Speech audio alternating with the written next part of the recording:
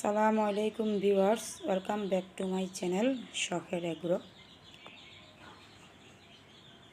তো আজকে নতুন ভিডিওতে আপনাদেরকে স্বাগতম জানাচ্ছি। আজকে সাদা সুন্দরী এবং সাদা সুন্দরীর বাচ্চাদেরকে আমি সাজনা পাতা খেতে দিয়েছি। তো সাজনা পাতা খেতে দেওয়ার ভিডিওটাই আজকে আপনাদের সাথে শেয়ার করলাম। আশা করছি সাদা সুন্দরীর বাচ্চাদের ভিডিওটা আপনাদের কাছে ভালো লাগবে।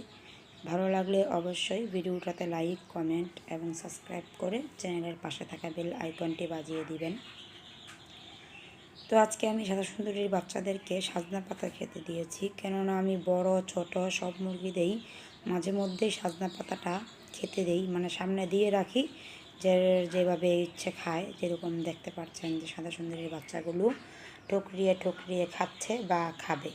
তো মাত্রই আমি পাতাটা দিয়েছি, খাবার পাত্রেও কিছু পাতা ছিঁড়ে দিয়েছি যেন সেখান থেকে খেতে পারে। আর এভাবেই মোট পাতাটা এনে খাঁচার ভিতরে দিয়ে রেখেছি, কেননা আমি সাদা সুন্দরীর বাচ্চাদেরকে খাঁচায় রেখেই পালন করছি।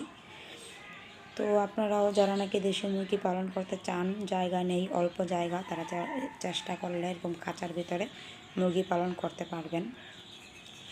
আর আপনাদের আশেপাশের সাজনা পাতা গাছ থাকলে অবশ্যই মুরগি এবং মুরগির বাচ্চাদেরকে সাজনা পাতা খেতে দিবেন, কেননা সাজনা পাতায় প্রচুর ভিটামিন, যেটা নাকি ঔষধের কাজ করবে। মানে ঔষধ খাওয়ালে যে কাজ করবে সাজনা পাতা খাওয়ালে সেই কাজই করবে। মুরগি সুস্থ থাকবে, মুরগির ঠান্ডা কম হবে, যে কোনো রোগ কম হবে এই সাজনা পাতাটা দিলে। কেমন সাজনা পাতায় প্রচুর পরিমাণে ভিটামিন আছে, যেটা আপনারা সবাই জানেন।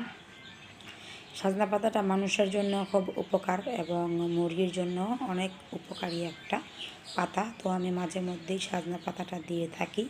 তো সব সময় ভিডিও করা হয় না, তো আজকে ভিডিওটা করে আমি আপনাদের মাঝে শেয়ার করলাম। আপনারাও আমার মতন মুরগিদেরকে সাজনা পাতা খাওয়াতে পারেন, তাহলে আপনাদের মুরগি এবং মুরগির বাচ্চা সুস্থ থাকবে। তো আজকে এই পর্যন্তই। সবাই ভালো থাকবেন, সুস্থ থাকবেন। আমার পরবর্তী ভিডিও দেখার আমন্ত্রণ রইল। আসসালামু আলাইকুম রহমতুল্লাহি ওয়া বারাকাতুহু।